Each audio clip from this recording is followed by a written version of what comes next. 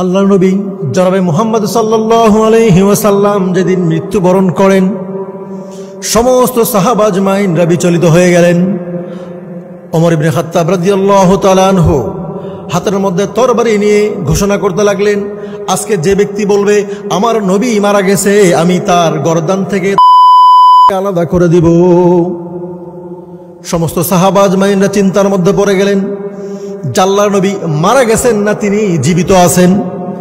হযরত আবু বকর সিদ্দিক রাদিয়াল্লাহু তাআলা আনহু আম্মা জান আয়েশা রাদিয়াল্লাহু তাআলা আনহার হুজরার ভিতরে ঢুকে গেলেন। আবু বকর সিদ্দিক রাদিয়াল্লাহু তাআলা আনহু আল্লাহর নবী জনাবে মুহাম্মদ সাল্লাল্লাহু আলাইহি ওয়াসাল্লামের চেহারা থেকে পর্দাটাকে সরিয়ে নিলেন, চাদরটাকে উঠিয়ে কপালের মধ্যে চুমু দিয়ে বলতে লাগলেন, তিবতা হাইয়ান ওয়া মাইয়িতান ইয়া রাসূলুল্লাহ, ইয়া রাসূলুল্লাহ, আপনি জীবিত মৃত উভয় অবস্থায় পবিত্র আছেন। এই কথা বলার পরে আল্লাহর নবীর সাহাবী আবু বকর সিদ্দিক রাদিয়াল্লাহু তাআলা আনহু সমস্ত সাহাবা আজমাইনদের উদ্দেশ্যে বক্তৃতা দেওয়ার জন্য দাঁড়িয়ে গেলেন।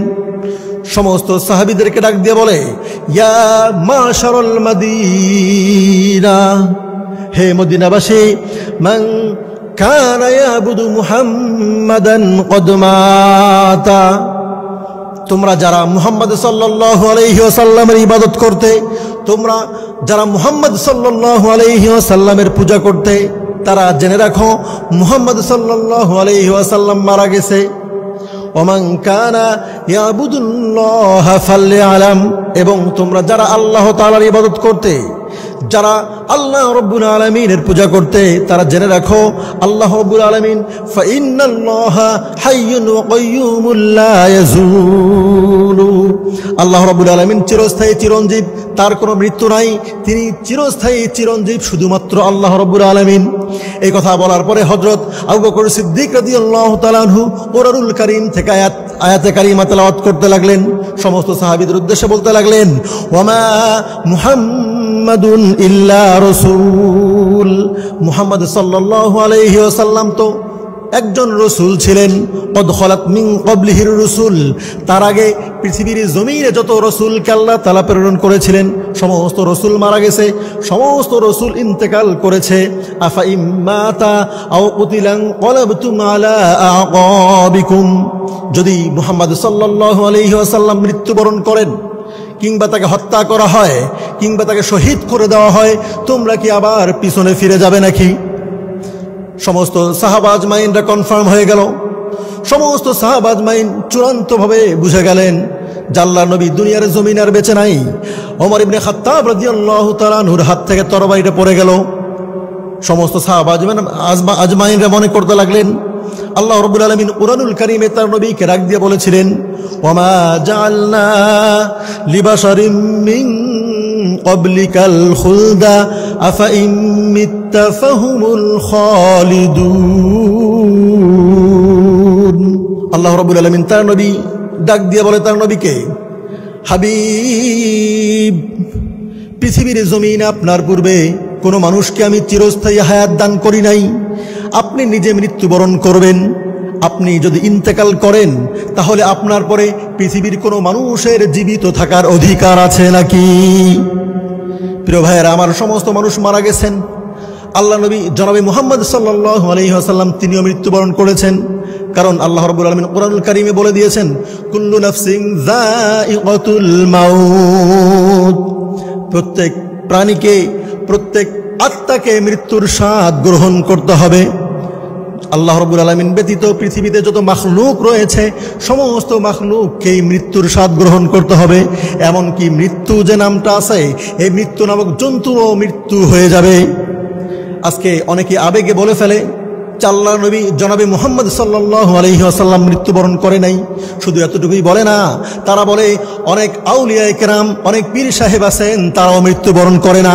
যদি তাদেরকে প্রশ্ন করা হয়, ভাই তাহলে তোমাদের পীর সাহেবকে কবরের মধ্যে রেখেছো কেন? তোমরা কি জীবিত অবস্থায় দাফন করে দিয়েছো নাকি?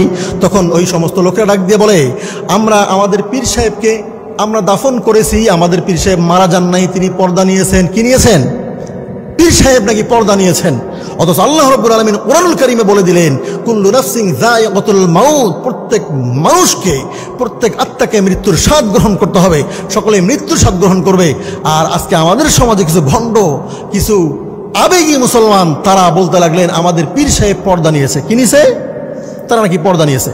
পীর সাহেব মারা যান না, পীর সাহেবরা পর্দা নেন, তারা দুনিয়ার জমিন থেকে আড়াল হয়ে যান এমন দাবি তারা করে। এক পীর সাহেব তার মাজারের মধ্যে ওরস মাহফিল করতেছিলেন, তো সেখানে খিচুড়ি তাবারক হিসেবে দিবেন।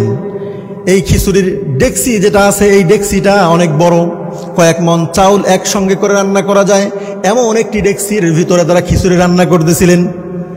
হঠাৎ সকালবেলা উঠে কয়েকজন মানুষ দেখে ফেললো একটা কুকুর এসে সেখানে মুখ দিয়ে ফেলেছে। এখন লোকেরা বলাবলি করতে লাগলেন যে বাবার তাবারুকের মধ্যে কুকুর মুখ দিয়েছে, কুকুর যেই খাবারের মধ্যে মুখ দেয় সেই খাবার তো আর খাওয়ার জায়েজ হয় না, সেটা তো খাওয়া হারাম হয়ে যায়। এখন লোকেরা বলাবলি করতে লাগলেন। হঠাৎ করে পীর সাহেবের খাদেম হুজুর মাই খাতের মধ্যে নিয়ে ডাক দিয়ে বলে, বাবারা, আমাদের কুকুর খাবারের মধ্যে মুখ দেন নাই। আমাদের পীর সাহেব এই কুকুরের রূপ ধারণ করে সেখানে মুখ দিয়ে তাজিম করেছে, মানে সে উদ্বোধন করে দিয়ে গেছে। আজকে আমি বলতে চাই, পৃথিবীর সমস্ত মানুষরা মৃত্যুবরণ করবে, মৃত্যুর বাহিরে আল্লাহ তাআলা ছাড়া কেউ থাকবে না। আজকে পৃথিবীর জমিনে যারা নাস্তিক আছে, যারা মুরতাদ যারা আছে, তারা শুধু বলে মৃত্যুর মাধ্যমেই জীবনের সমাপ্তি ঘটে যায়। কিন্তু যারা মুসলমান আছে, যারা ঈমানদার আছে, তাদের আকীদা হলো মৃত্যুর মাধ্যমেই জীবনের শুরু হয়ে যায়।